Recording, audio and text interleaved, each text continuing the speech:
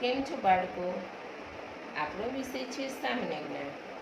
બીજા ધોરણમાં સામાન્ય જ્ઞાનમાં બીજો પાઠ આવે છે આપણું શરીર. આપણું શરીર એટલે શું?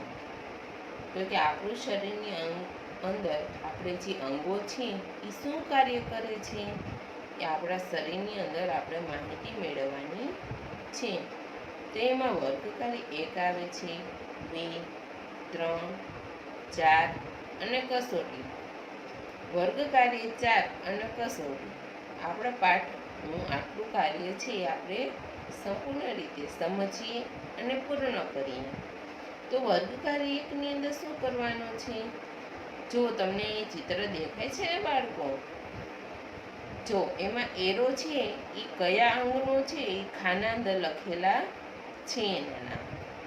તો હું તમને એકવાર વાંચીને સમજાવી દઉં છું.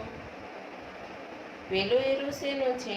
તો કે આંખનો, એટલે ખાનામાં આંખ લખ્યું છે. બીજો તો કે ગાલનો, ખાનામાં ગાલ લખ્યું છે. ત્રીજો તો કે હાથનો, ખાનાની અંદર હાથ લખેલું છે. એવી જ રીતે આ છે. પેલો એરો કેનો છે? તો કે કાનનો, ખાનામાં કાન લખેલું છે. બીજો એરો તો કે નાક, તો ખાનામાં નાક લખેલું છે.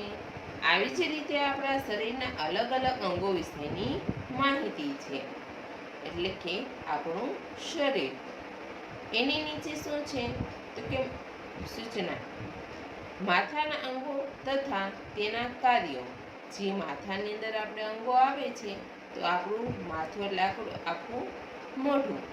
મોઢાની અંદર શું આવે? તો કે નાક, કાન, દાંત, આંખ, આ બધા આપણા અલગ અલગ અંગો છે. તો એ અંગ શું કાર્ય કરે છે એના વિશેની હું તમને માહિતી આપીશ. પહેલું ચિત્ર શેનું છે બાળકો? તો કે આંખનું. હવે એનું કાર્ય શું હોય એ હું તમને સમજાવું. એનું કાર્ય એ છે કે આંખની મદદથી આપણે બધું જોઈ શકીએ છીએ.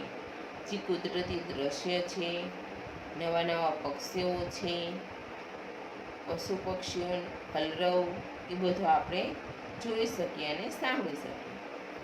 બીજું ચિત્ર શેનું છે? તો કે નાકનું. નાક શું કાર્ય કરે બાળકો? તો કે નવી નવી સુગંધો જે ફૂલની છે, વાનગીની છે, એ આપણે નાક દ્વારા મેળવી શકીએ છીએ. નાકનું કાર્ય એ જ છે. નાક આપણને શોભવાનું કામ કરે છે. પછી ત્રીજું દાંત. દાંત શું કામ કરે બાળકો? એનું કાર્ય છે દાંત ચાવવાનું કામ કરે છે. જે આપણે ખોરાક ખાઈએ છીએ એને ચાવવાનું કામ કરે છે. પછી તો કે ચોથું ચિત્ર.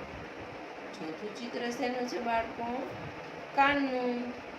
જે તમને સારા સારા ગીતો, સારી સારી વાતો, સારી સારી પક્ષીઓનો અવાજ, એ બધું તમને સાંભળવા મળે છે ને, કેના દ્વારા? તો કે કાન દ્વારા.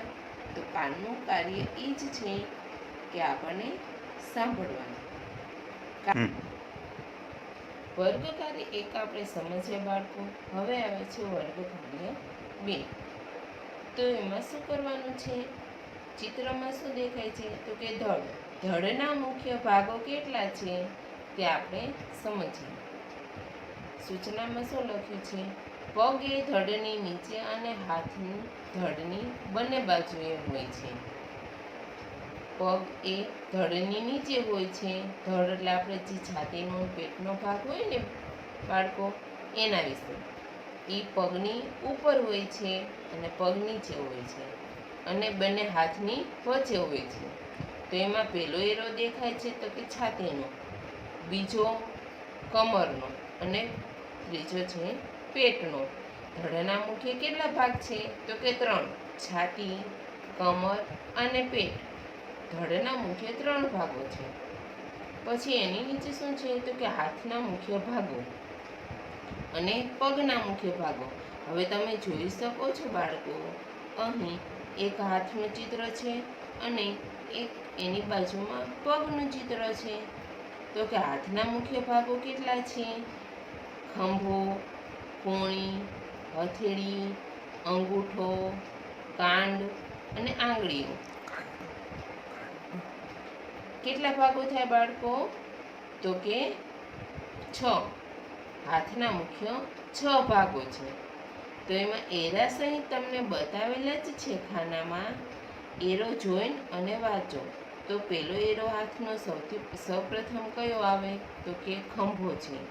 તો જ્યાંથી આપણે હાથની શરૂઆત થાય છે ધડની સાથે, તો કે પેલો એરો છે ખંભો. પછી બીજો ભાગ કયો આવે હાથનો? તો કે કોણી. પછી હથેળીમાં એરો બતાવેલો છે ને બાળકો, ધ્યાનથી જોજો હો. પછી તો કે અંગૂઠો, એ પણ એક હાથનો ભાગ જ છે. પછી તો કે કાંડ એટલે કાંડું, જે આપણે હાથ આમ હથેળીથી અને ઉચક નીચક હાથ આપણો હલી શકીએ ને, એને કહેવાય કાંડું. કાંડા પછીની શેનો એરો બતાવે છે? તો કે આંગળીઓ. અંગૂઠાનો એરો પણ અલગ છે અને આંગળીઓનો અલગ છે. એ પણ આપણા હાથના 2 અલગ અલગ ભાગ છે. એટલે ટોટલ 6 ભાગ છે. હાથના મુખ્ય કેટલા ભાગો? તો કે 6. હાથના વિશે તો સમજ્યા. હવે તો કે આપણે પગ વિશે સમજીએ. એ જુઓ, મેં હાથના અંગો વિશેની તો તમને માહિતી આપી દીધી. તો એ શું કાર્ય કરે છે એ હું તમને કહું. હાથ વડે આપણે લખીએ, જમીએ, વસ્તુ પકડીએ, ઉપરાંત બીજા ઘણા બધા કામ આપણે હાથ દ્વારા કરી શકીએ છીએ. એવી જ રીતે બાજુમાં ચિત્ર આપેલું છે પગનું. તો પગના મુખ્ય ભાગ કેટલા છે બાળકો? હાથના તો 6 છે. પગના કેટલા છે? ચાલો આપણે ગણીએ. સાથળ, ગોઠણ, અંગૂઠો, પીંડી, પેની અને આંગળીઓ. એના પણ 6 ભાગો થયા બાળકો. જો આપણે એરા સહિત સમજીએ. પગની શરૂઆત તો કે ઉપર સાથળનો એરો બતાવેલો છે ને બાળકો. પછી એના પછી શું આવે? તો કે ગોઠણ, જ્યાંથી આપણો પગ આમ વળી શકતો હોય એ ભાગ છે ગોઠણ. પછી તો કે પગનો આવે છે અંગૂઠો. જેમ હાથનો અંગૂઠો હતો અલગ, એવી જ રીતે આમાં પણ અંગૂઠો બતાવેલો છે. પછી તો કે પીંડી, પગની આ પાછળનો જે ભાગ હોય છે આપણે એને પીંડી કહેવાય છે. પછી તો કે તળિયાની બાજુમાં એરો બતાવે છે પેની. આપણે પગનો જે ભાગ હોય છે છેલ્લો નીચે, એને કહેવાય છે પેની. પછી છેલ્લો એરો શેનો છે? તો કે આંગળીઓનો. જેમ અંગૂઠો અલગ છે એમ આંગળીઓ પણ અલગ છે.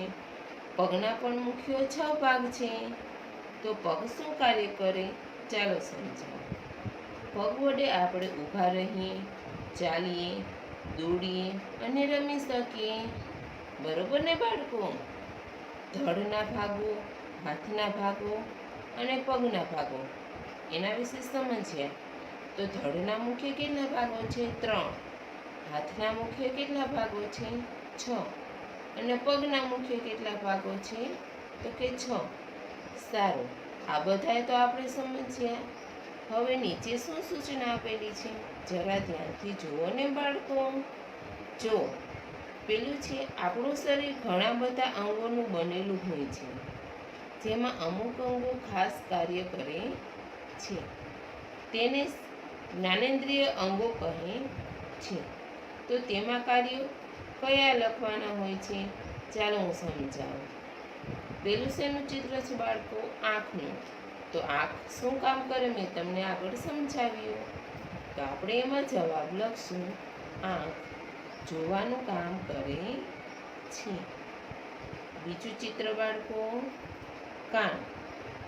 કાન શું કામ કરે બાળકો? તો આપણે લખીશું કાન વડે આપણે સંભળાય છે. ચોથું, નાક શું કામ કરે બાળકો? નાક સૂંઘવાનું કામ કરે છે. ચોથું, જીભ. જીભ સ્વાદ પારખે છે.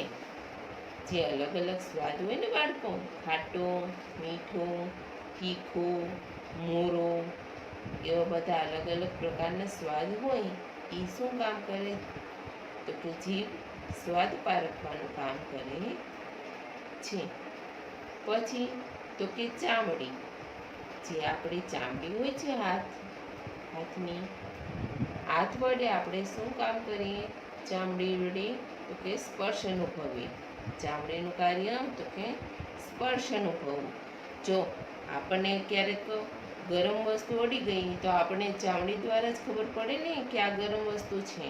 અને જો હાથમાં બરફ મૂકીએ તો શું ફીલ થાય કે ઠંડી વસ્તુ છે. એટલે ચામડી દ્વારા જ આપણે ઠંડુ અને ગરમ સ્પર્શ અનુભવીએ છીએ. વર્ગ કાર્ય 3, નીચેના જોડકા જોડો. હવે મેં તમને શરીરના અંગો શું કામ કરે છે એના વિશેની તો માહિતી આપી દીધી ને બાળકો. તો હવે આપણે તો જોડકા જોડવાના છે. તો એમાં અમાં નામ આપેલા છે, બમાં એના જવાબ આપેલા છે. તો આપણે અનો એરો અને બનો એરો આપણે જોઈન્ટ કરવાનો છે, એને જોડકા જોડ્યા કહેવાય. તો પહેલું નામ શું છે તો કે આંખ. તો હવે બ વિભાગમાંથી ગોતવાનું આંખ શું કામ કરે તો કે જોવાનું કાર્ય કરે છે. જો એવી રીતે મેં જોડકા અહીંયા જોડેલા છે. આંખ વિશે તો કે જોવાનું કામ કરે છે. નાક તો કે સાંભળવાનું કાર્ય કરે છે. કાન તો કે સાંભળવાનું કાર્ય કરે છે. નાક તો કે શ્વાસ લેવાનું કાર્ય કરે છે. જીભ તો કે સ્વાદ પારખે છે. અને ચામડી તો કે સ્પર્શ અનુભવીએ છીએ. આ બધા વિષયની તો માહિતી તમને આપી દીધી. હવે તો કે એક એક શબ્દમાં જવાબ લખવાનો છે. નીચે આપેલા એક શબ્દમાં જવાબ લખો. હું ચાલવાનું કામ કરું છું. શેના વડે ચાલીએ? વેરી ગુડ, પગ વડે. બીજું, હું સાંભળવાનું કામ કરું છું. શેના વડે સંભળાય છે? કાન. સરસ. તો બીજી ખાલી જગ્યામાં આવશે કાન. ત્રીજું, હું સૂંઘવાનું કામ કરું છું. ત્રીજી ખાલી જગ્યામાં શું આવે બાળકો? નાક. ચોથું, હું જોવાનું કામ કરું છું. ચોથી ખાલી જગ્યામાં આવશે આંખ. પાંચમું, હું ચાવવાનું કામ કરું છું. તો આપણે શેના વડે ખોરાક ચાવીએ બાળકો? દાંત. સારું. વર્ગ કાર્ય 3 તો આપણે સમજીએ. હવે આવે છે વર્ગ કાર્ય 4. હવે એમાં તો સાવ સહેલું છે બાળકો. જુઓ શું સૂચના છે તો કે હાથ દ્વારા થતી ક્રિયા પાસે ગોળ રાઉન્ડ છે ને એમાં રાઈટ કરવાનું અને પગ દ્વારા થતી ક્રિયામાં રોંગ કરવાનું. એટલે જે હાથ દ્વારા આપણે જે ક્રિયા કરતા હોય એમાં સાચું કરવાનું છે અને જેના વડે આપણે પગ દ્વારા ક્રિયા કરીએ છીએ એમાં ચોકડી કરવાની છે. તો જુઓ અલગ અલગ ચિત્રો છે. મેં એમાં જે હાથ દ્વારા થતી હોય એમાં બધામાં સાચું કર્યું છે અને જે પગ દ્વારા થતી હોય એમાં બધામાં મેં ખોટું કર્યું છે. ધ્યાનથી જુઓ અને સમજો.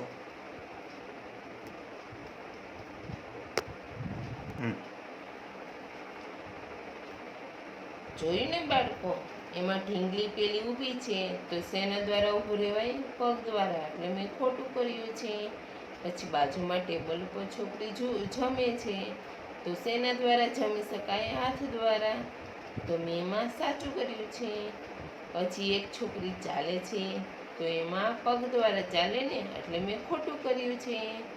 પછી એક બાળક અહીંયા ઊભો વિચારે છે એટલે એનો હાથ મોં ઉપર છે એટલે હાથ દ્વારા ક્રિયામાં મેં સાચું કર્યું છે. એવી જ રીતે અલગ અલગ ચિત્રોમાં સાચું અને ખોટું મેં દર્શાવ્યું છે. બરોબર? ધ્યાનથી જોયું ને બાળકો? સારું. વર્ગ કાર્ય 4માં પછી શું આવે છે તો કે નીચે આપેલા અંગો માટે સામે આપેલી વસ્તુઓમાંથી વસ્તુ જરૂરી છે તેની બાજુમાં રાઈટ આપેલું નિશાન કરો. જો હવે એમાં શું છે તો કે માથું. માથામાં વાળનું ચિત્ર દેખાય છે ને બાળકો, તો એમાં આપણે વાળ ઓળવા માટે આપણે શેની જરૂર પડે? તો પર્સની તો ન પડે, દોતિયાની તો કે હા, તો એ ખાનામાં મેં રાઈટ કર્યું છે. એવી જ રીતે બીજું ચિત્ર છે હાથનું, તો હાથમાં મોટા મોટા નખ દેખાય છે ને બાળકો, તો નખ કાપવા માટે આપણે શેની જરૂર પડે? તો જે ચિત્રની જરૂર પડે છે મેં એ ખાનામાં રાઈટ કર્યું છે. પછી તો કે દાંત સાફ કરવા માટે શેની જરૂર પડે બાળકો? બ્રશની, તો મેં એ ચિત્રમાં રાઈટ કર્યું છે.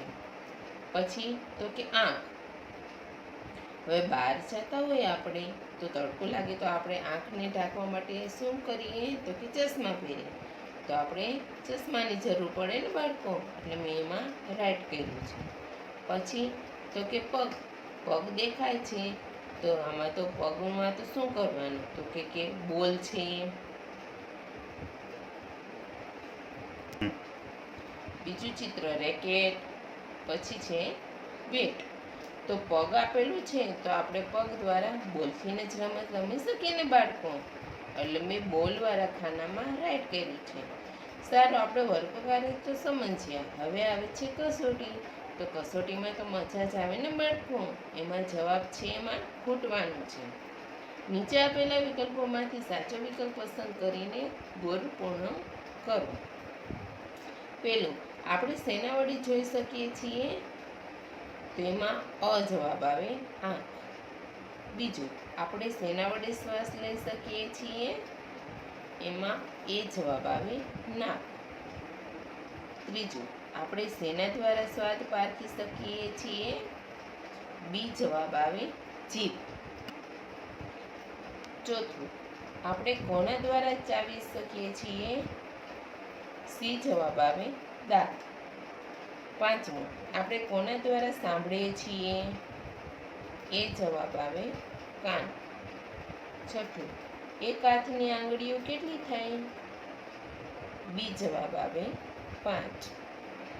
સાતમું, બે પગની આંગળીઓ કેટલી થાય? તો કે ડી જવાબ આવે 10. આઠમું, આપણે શેના વડે સ્પર્શ અનુભવીએ છીએ? તો મેં આગળ તમને સમજાવ્યું ને કે મમ્મી હાથમાં બરફ મૂકે તો આપણને ઠંડુ લાગે, તો શેના દ્વારા? તો કે ચામડી વડે.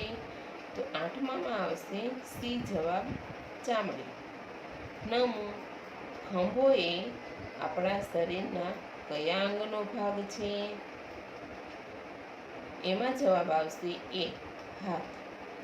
10મું, ઘૂંટણ એ આપણા શરીરના કયા અંગનો ભાગ છે? બી જવાબ આવે પગ. સારું બાળકો, આપણો અહીંયા બીજો પાઠ પૂર્ણ થાય છે.